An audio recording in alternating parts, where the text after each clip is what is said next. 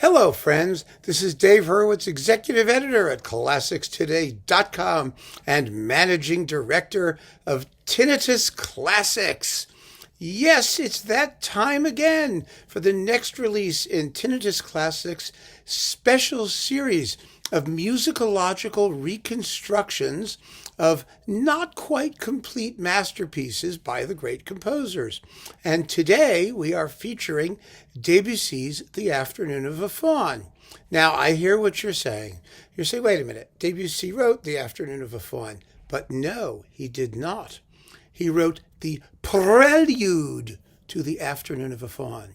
Just the prelude. He never actually got to the afternoon. And that's the key, because as it turns out, Debussy did indeed sketch the remainder of the piece. It was originally a balletic diptych, and the first section was clearly the prelude to the Afternoon of a Faun, which was the overture to the actual ballet. The ballet was supposed to be the afternoon, but because he never got to finishing the afternoon, the story that came down to us was that the ballet part, the part that was danced, was supposed to be the prelude. But why would you dance a prelude? I mean, what does that mean? And what's supposed to happen during a prelude? It's preludial. Nothing happens during a prelude. And indeed, nothing much does happen in this particular prelude. I mean, it's lovely and languorous and sexy, and it perfectly sets up the actual events of the afternoon in question. And the Faun had some afternoon, let me tell you, based on what we've been able to determine. Now, the reason that this piece of music has been completely neglected and unremarked, even by major Debussy scholars, is that the actual score was written on the flip side of the sketch pages for his incomplete opera Rodrigue et Chimène, and which was composed around the same time as all of this stuff was going on. And, most scholars, because he wrote so much of that opera, have been absolutely obsessed with putting together, what exists of that score and orchestrating it and doing all of that stuff. And the pieces on the reverse sides of the pages are things that seemed not to fit with Rodrigue et Chimène. They've just assumed were just sort of, noodlings or doodlings or just little, discarded sketch bits and things that just made no sense within the context of Rodrigue. What they didn't realize, of course, is that they had an entirely separate piece, L'après-midi d'une faune, sans prélude. It's the actual Afternoon of the Faun. And the whole thing was dormant, laying there in plain sight. I mean, it was just sitting there at the Bibliothèque Nationale until that great Debussy scholar and conductor, Blandine Crévètte-Meuniere, actually discovered and figured out that the style of L'Après-midi was so different from Rodrigue that it couldn't have actually been something that might have been intended for the opera. It had to be a completely independent work. And actually, as time went on and Madame Crévètte-Meuniere was able to ferret out some of the very, very sparse orchestral cues, she found a dead giveaway, the missing link. And I have it right here. Here is the missing link. The antique cymbals. Yeah, these are the things that come in at the very, very end of the Afternoon of a Faun. They go, right?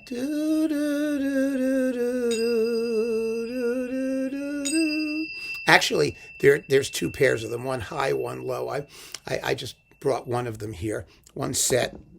The other one, the high-pitched ones, are in the other room there.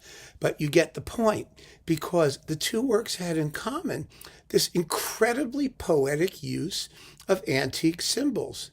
And once Madame Crévètte-Meuniere was able to ferret out the fact that Debussy wanted antique cymbals in both pieces, she was able to determine that what we were actually looking at was not part of Rodrigue et Chimène at all, but rather the actual après-midi d'une faune, the afternoon portion of the Afternoon of a Faun, which should have been preceded by the Prelude. So what I'm going to do, because I want you to be able to get the full picture, basically, is to play you just a little bit of the prelude to the Afternoon of a Faun at the point where the antique cymbals enter, so you get a sense of what's going on there. Just listen to this, and I'm using the cover art from our Tinnitus Classics release, which is quite lovely. It's a beautiful picture of a faun. It's very, nature-inspired, and so I think it's entirely appropriate to the music. Here, have a listen to this.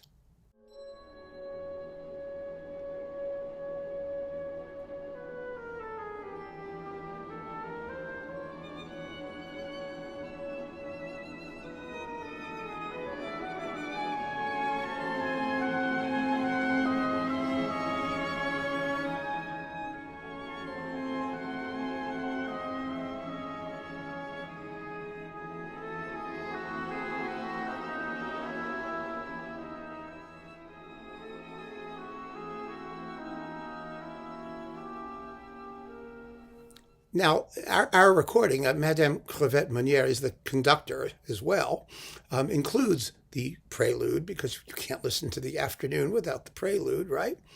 And so you get to hear that. And then after that dies away, it goes on for another minute or so, and slowly peters out into complete nirvana, the afternoon begins. And so now I'm going to play you the first few minutes. It's actually quite brief, the actual piece. It's only about 2.5 minutes long, the entire afternoon. What the heck? I'll just give it away. Why should I try and do a teaser when you can have the whole experience?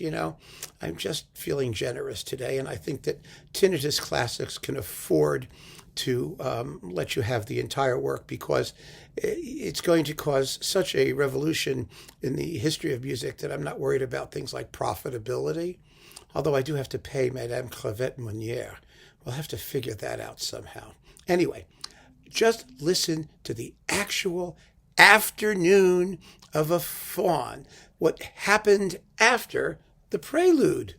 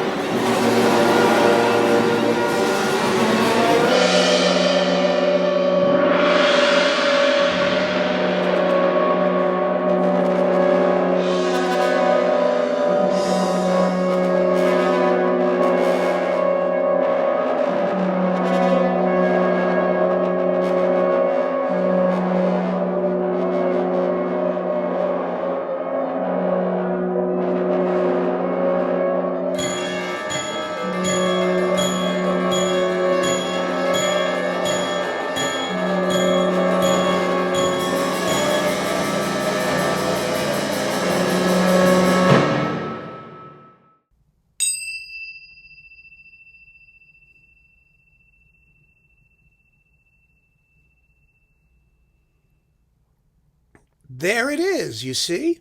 You have that fabulous leitmotif of the suspended cymbals that links the two pieces together, because otherwise they're quite different sounding, as I'm sure you'll agree. In fact, had the afternoon been completed as Debussy surely intended, there's no question that the history of Impressionist music would have been completely different. And who knows where he would have continued, how he would have built on this sort of stylistic revolution that he was clearly attempting in writing the actual afternoon. Now, he doesn't tell us. We have no idea what actually happens that afternoon. But all I can say is I feel sorry for that little Faun. I really do, because there's something terribly tragic about the afternoon that follows that languorous prelude, but we'll never know what that was. All we have is the music, and it's up to each of you to decide what it actually means. In the meantime, we have this phenomenal Tinnitus Classics release containing the prelude to the Afternoon of a Faun and the Afternoon of the Faun itself. I truly hope that you enjoy it and appreciate the enormous amount of musicological work that went into reconstructing this piece, which only existed in the barest of sketches and suggestions. But of course, as we know, these days, that doesn't stop any dead composer from still, writing more music, or from people, sort of completing what they never wrote. That's never an issue, is it? And I think this, unlike some of the other junk that people are foisting off, like Beethoven's 10th and Bruckner's God knows what and all that, we have true, fascinating Debussy, a real game changer of a work. The Afternoon of a Faun. Just think about it, folks, and keep on listening. Thank you so much for joining me. Take care.